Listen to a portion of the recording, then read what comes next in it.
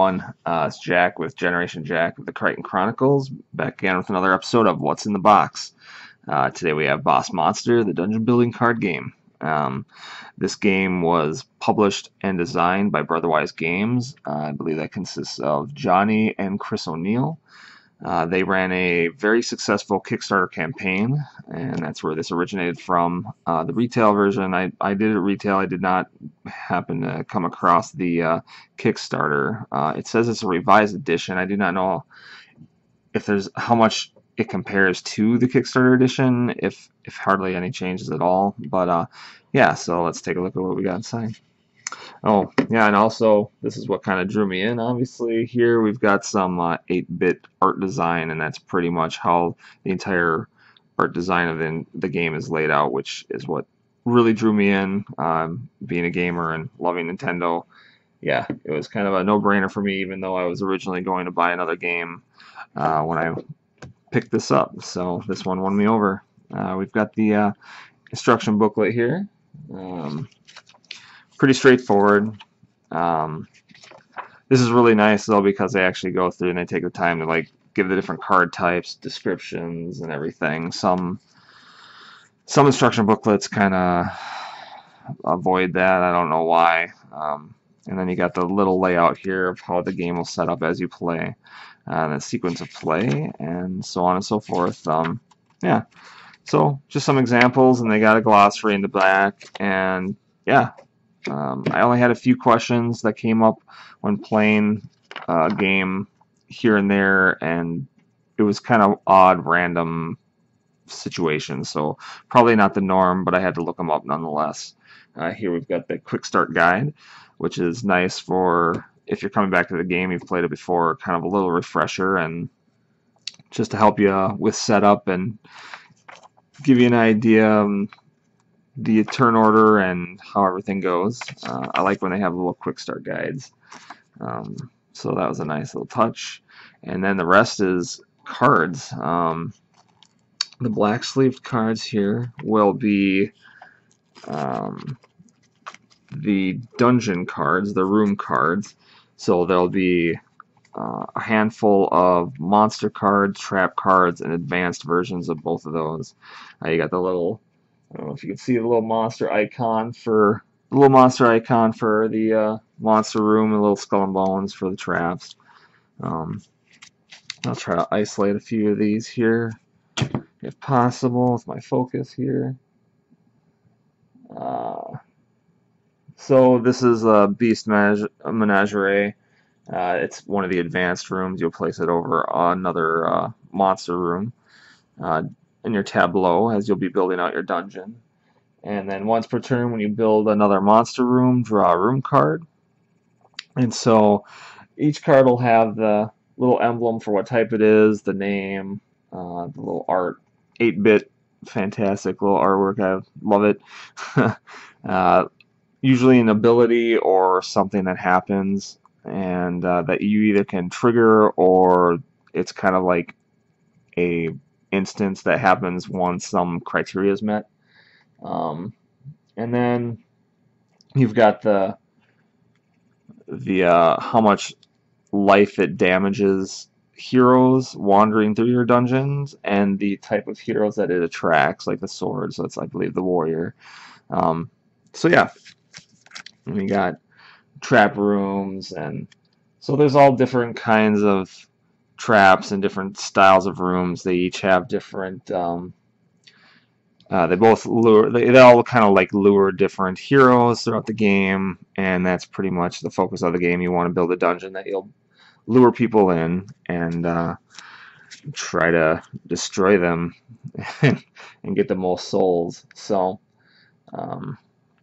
like this one's got the 2 treasure bags. It's for the thief and does 1 point of damage for when a hero's in it.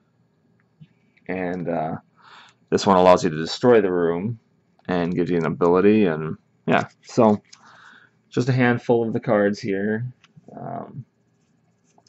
The art's really cool. If you like the 8-bit, I'd definitely suggest checking it out.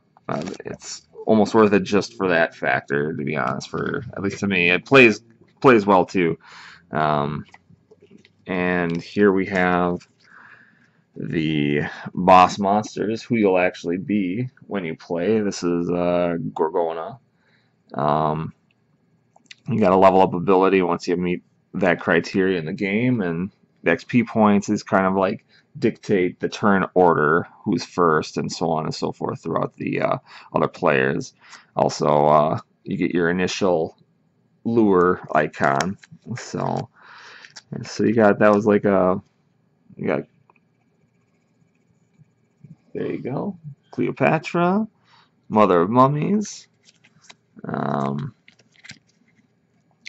Seducia, yeah. So that's one, and then Draculord. So yeah, um, there's about 8 of them. They're all pretty neat. So I don't know if the Kickstarter had some special editions. I know they had foils, which makes me sad I did not get because I love foils. So I missed out on that from the Kickstarter. Um, the red cards are spell cards. So throughout the game, you can get spell cards. You start with some, I believe. Um, and yeah, basically, you'll just throughout the game periodically get some. You'll have the name, the art, what it does, and down here you have the emblem of the phase it can be used on, the build phase or I believe adventure phase. So you got freeze, teleport, princess in peril. If that will go through, yeah. So teleportation. So these are, some of these can be pretty powerful. And assassin. Let's see. Choose a hero in an opponent's dungeon. Give that hero +3 until end turn. These are a lot of like screw you cards you can use against your opponents. So that's where some of the interaction comes in with these cards. So, but yeah, those are the spell cards. And then last but not least, we have the hero cards. So I want to say there's 4 types of heroes. You got mage, cleric, thief, and fighter, and each will have they'll kind of signify what kind of treasure they like, and that's how you will lure them to your dungeon. You've got, well, these are just, this is how much life they have. This is basically denoting to use it if there's 4 players. There's a few of those, so if there's 4 players, use that. If there's only 2 players, you'd use this one, so on and so forth. You just kind of filter out what you use. And this is like a wound token that marking that you'll get if they successfully get through your dungeon, which you obviously don't want to have happen, and so it just represents some damage dealt to you. And then once you get through these, you'll eventually come across the epic heroes, and they're quite exponentially stronger. I mean, this one had 4 life, this has got 13. They do 2 wounds instead of 1, and yeah. So once these guys come out, it gets a lot more tense. And yeah, so you got all the different kinds here. You got different clerics, all the epic heroes here. And that pretty much makes up the game of Boss Monster. It's a really fun game.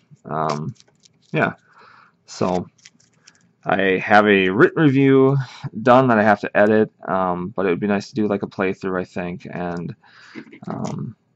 hopefully I can get that up along with maybe a video review on top of the written review. And yeah, keep an eye out for those videos.